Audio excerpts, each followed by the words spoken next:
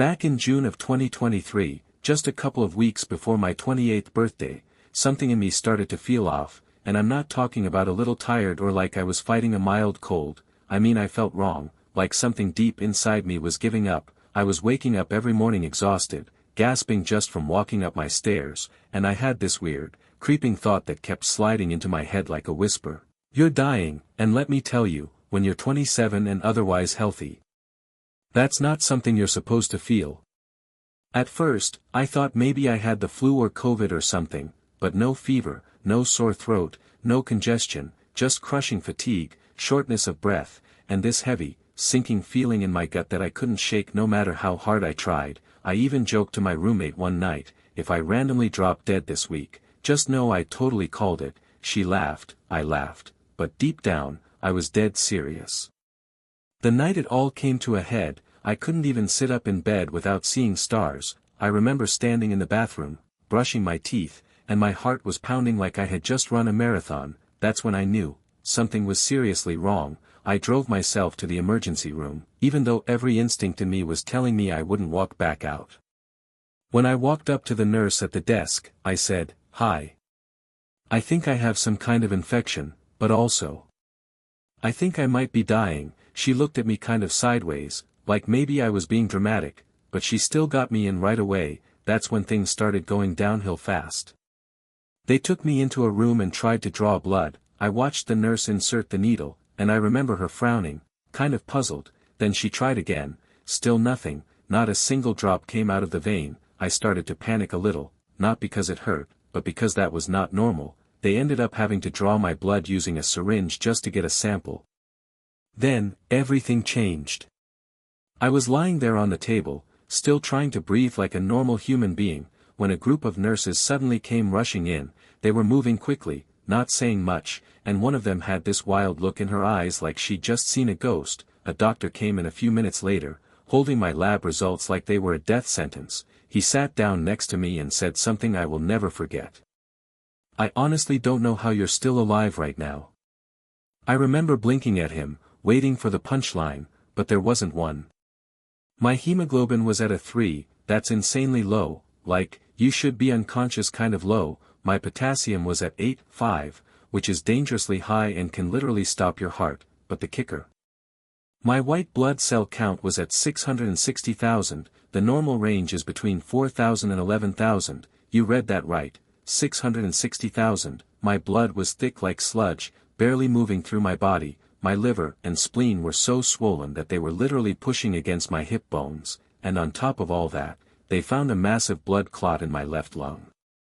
In that moment, I realized something chilling. I had walked into that ER dying, and no one could figure out why I hadn't dropped dead on my living room floor. They immediately hooked me up to IVs, oxygen, heart monitors, the whole works. The ER turned into a war zone. My body was crashing, but I was still somehow conscious. I heard the words, life flight, and ICU, and, blast crisis, but it didn't make sense yet. I remember thinking, wait, is this it? Is this how it ends? After a few hours of doing everything they could to stabilize me, they told me they were flying me to a much larger hospital, one that could handle whatever this was. The flight was supposed to be 40 minutes, but I swear it felt like a lifetime. Now here's where things got surreal. On that helicopter ride, strapped to a stretcher and listening to the engine roar over my head, I felt myself fading. I don't mean I was tired, I mean I could feel myself slipping away. My body felt hollow, like I was watching everything from somewhere far behind my eyes. And this is going to sound weird, but it's the honest truth. I started counting with my fingers. I would count to 60, over and over again, 1 minute, then another, then another. I did it 40 times, one for each minute of the flight. I knew if I stopped, if I let myself go completely, I wouldn't make it. I had no science to back that up, no logic, just raw instinct and fear. Somewhere between minute 17 and minute 23, I swear I heard someone whisper my name, and no one else was there, just me and the paramedics. You won't believe what happened next.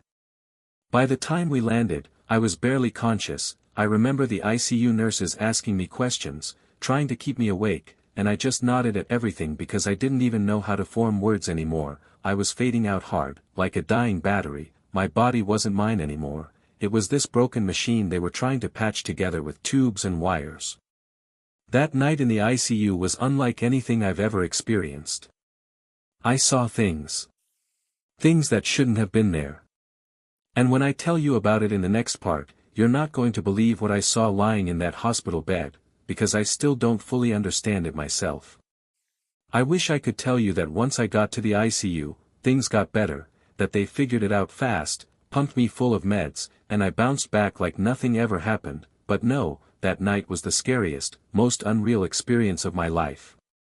I was drifting in and out of consciousness, surrounded by machines that beeped and whirred like a spaceship. There were tubes in my neck, in my arms, in places I couldn't even feel anymore. Nurses whispered around me, doctors moved with urgency, but it all felt so far away, like I was underwater, watching it through a fogged-up glass. And then it happened. Somewhere around 3 a.m., I opened my eyes just a crack, not even sure if I was really awake, and I saw someone sitting in the chair next to my bed, not a nurse, not a doctor, not my mom or anyone from my family. It was my grandpa. And before you ask, yes, he'd been dead for over 10 years. I blinked a few times, thinking it had to be a hallucination, but he just sat there, calm as ever, like he used to when I was a kid and I'd fall asleep on the couch after school, same flannel shirt, same crooked little smile, same weathered hands folded over his lap. He didn't say a word, he just looked at me like he knew everything I was feeling. I thought maybe I was dreaming, but then it got weirder. I turned my head slightly, which felt like lifting a cinder block, and saw movement at the foot of my bed. At first, it was just a blur, then it came into focus. 2 dogs, my childhood dogs, my old golden retriever and my beagle, both long gone, just laying there like they'd never left. I could see their ears perk up, I could hear the soft sound of paws shifting on the blanket. And here's the thing, I started petting them, not just in my head, I was physically reaching out, my hands moving across the blanket like I was stroking fur. I heard a nurse say something like, "He's doing it again," and I swear I heard my mom, who had just arrived, whisper, "He thinks they're here." I didn't know this until later, but my family told me that for about 36 hours, I was totally out of it, barely speaking, eyes glassy, but every so often I'd reach out and start petting the air, like something was lying next to me. They said I smiled like I was seeing something beautiful. I was. And even now, I can't tell you if what I saw was real, or if my brain was playing tricks to keep me sane while my body was falling apart, but I felt them, I saw them, and for a while, I didn't feel scared, I felt like I was being protected. But time didn't stop just because I was in another world. The doctors were still racing against the clock to figure out what was killing me. They ran every test under the sun, blood cultures, biopsies, scans, and every result came back worse than the last. My blood was full of immature white cells, my organs were working overtime to keep me alive, and I was getting sicker by the hour. Finally, after what felt like forever, one of the hematologists came into the room, sat down next to my mom, and dropped a bomb that none of us saw coming.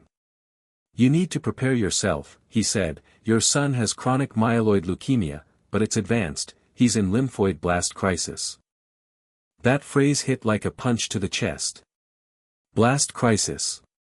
That's the final stage, the point where leukemia stops acting like a slow-burning disease and becomes full-blown aggressive cancer, the kind that doesn't wait around, the kind that doesn't play fair. They told my family that my bone marrow had basically gone rogue. Instead of making healthy blood cells, it was churning out hundreds of thousands of useless white cells, crowding out everything else. That's why my hemoglobin was so low, why I could barely breathe, why I was one clot away from being a memory.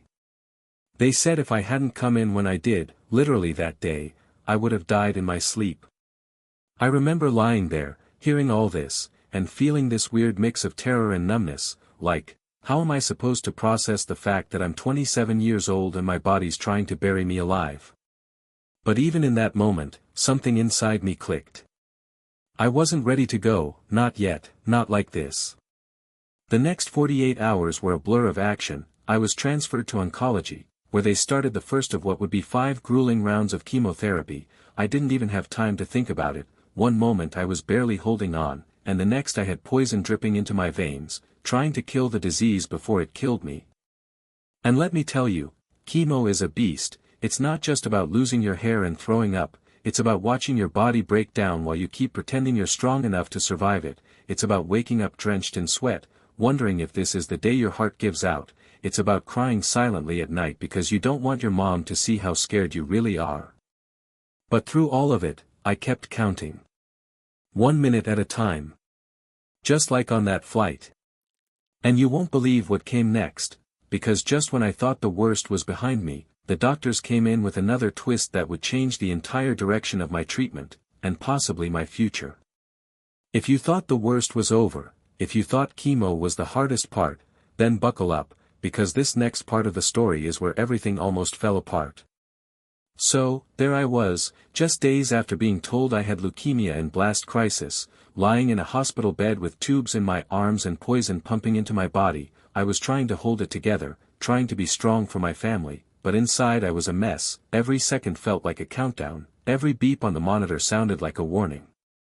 The chemo hit me like a freight train, and I'm not just talking about hair loss or nausea, I'm talking about bone-deep exhaustion, burning nerve pain, and the worst headaches of my life. My mouth was full of sores, my skin turned a shade of gray I didn't know was possible, and at one point, I was too weak to even lift a spoon to my mouth. And through it all, I just kept thinking, why me?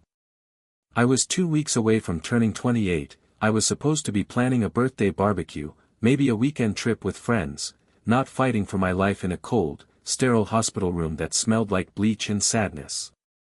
But then, just when I started getting used to the idea that this might actually work, that maybe, just maybe, the chemo would knock it all out, the doctors came in with a look I'll never forget. The lead oncologist sat down beside me, took a deep breath, and said something that made my blood run cold. We need to talk about a bone marrow transplant. Now, if you've never heard those words, let me tell you, they're not said lightly. A bone marrow transplant isn't some quick fix or casual procedure. It's one of the most dangerous, most intense treatments a person can go through, and for someone in blast crisis, it's a last-chance gamble. The doctor explained that even though I was responding okay to chemo, my type of leukemia was so aggressive that it would almost certainly come back unless we completely reset my bone marrow, basically wipe my immune system out and start over with someone else's. Let me say that again, someone else's. A stranger's bone marrow. They told me they'd already started searching for a match. The odds weren't great, my background, genetics, everything made it harder to find a compatible donor, but I didn't have time to sit around and wait. Every day that passed was another step closer to relapse. You won't believe what happened next. Within 1 week, they found a donor, a perfect match, somewhere out there, across the country. A 22-year-old woman who had signed up for the registry on a whim 5 years ago ended up being the one person on the planet who could save my life. I never even met her, still haven't, but the thought of her, this complete stranger who didn't owe me a thing, stepping up to donate her marrow, it broke something open inside me. I cried harder than I've ever cried in my life, not out of fear, not out of pain, out of gratitude. Because she didn't just save my life, she gave me the chance to keep living it. But let me tell you something they don't put on the pamphlets. The transplant process. It's hell. First, they blast your body with what's called conditioning chemo. It's stronger than anything I'd had before, designed to destroy my existing immune system down to nothing, not weaken it, erase it, like dragging a magnet across a hard drive and wiping every trace of what was there. And when your body has no immune system, everything becomes a threat. A sneeze from a nurse could kill you.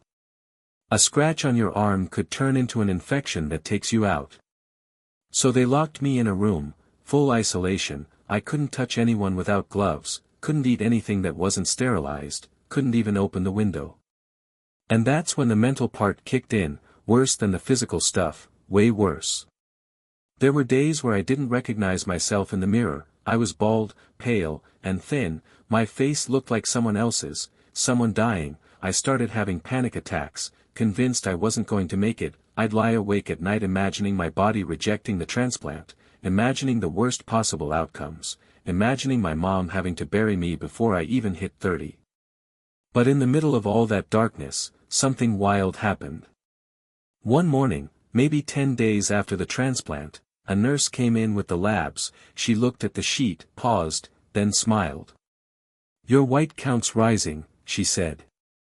That might not sound like much to you, but in that moment, it was everything. It meant the new marrow was working, it meant this stranger's cells were actually rebuilding me from scratch, it meant I had a shot. I remember just whispering to myself, it's happening, it's really happening. The next few weeks were slow, brutal, and full of complications. There were fevers, reactions, endless scans, but the numbers kept climbing, and with each one, so did my hope. Eventually, the doctors came in with the words I never thought I'd hear. You're in remission. And I wish I could tell you I leapt out of bed or screamed with joy, but I didn't. I just sat there, quietly, letting the tears fall down my face, because after everything, the ER, the flight, the chemo, the hallucinations, the transplant, I had made it through. But I had no idea the emotional storm waiting for me on the other side. Because surviving cancer, that's only half the battle. So here I was. In remission, a phrase that sounded so beautiful and yet so fragile, like a butterfly perched on the edge of a cliff. The doctors had done what they could, my body had somehow accepted the bone marrow transplant, the cancer was gone. But you won't believe what happened next. Because nobody ever tells you that beating cancer doesn't mean life goes back to normal, it doesn't mean you just pick up where you left off, it means starting over, physically, emotionally, spiritually, and I was not prepared for that.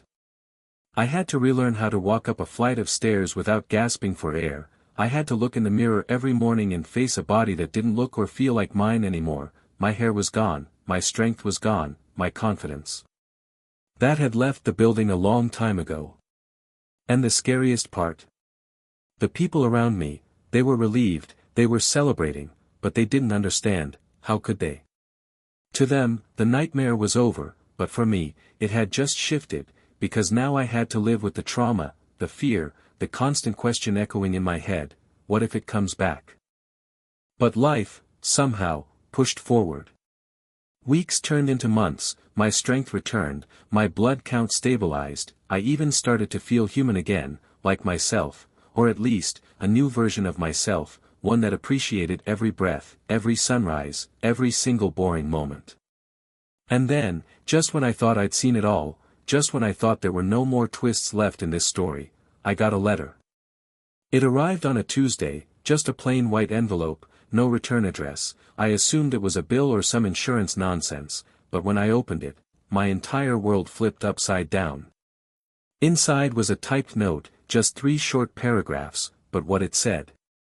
I still get chills when I think about it. It was from my bone marrow donor. Now, usually these things are anonymous for at least a year, and only if both parties agree, but this woman, this complete stranger who saved my life, she didn't want to wait.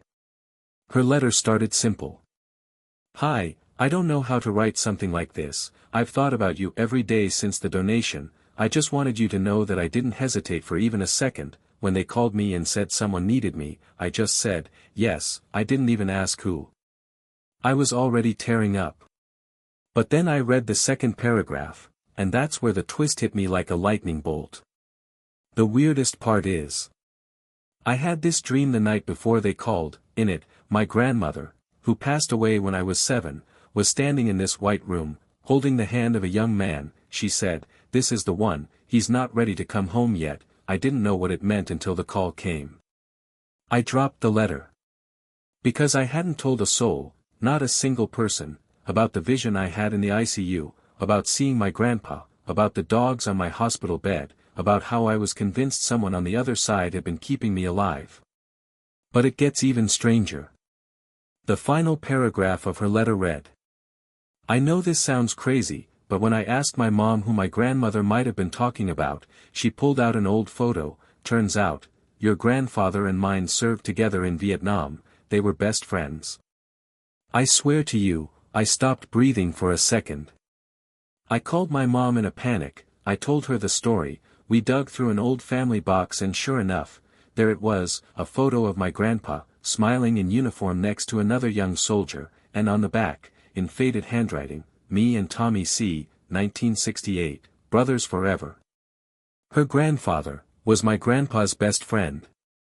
So you're telling me, 2 men who fought together, decades ago, who had no idea what the future held, their grandchildren somehow crossed paths through a bone marrow transplant. And one saved the other's life. No, that's not just coincidence. That's something bigger. That's something cosmic. That's the kind of twist you couldn't make up even if you tried. So yeah.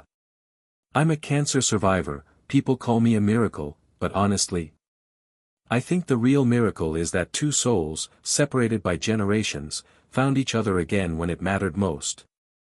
I reached out to her after that letter, we've talked, we've cried, we're planning to meet soon, not just as donor and recipient, but as family, because that's what it feels like now.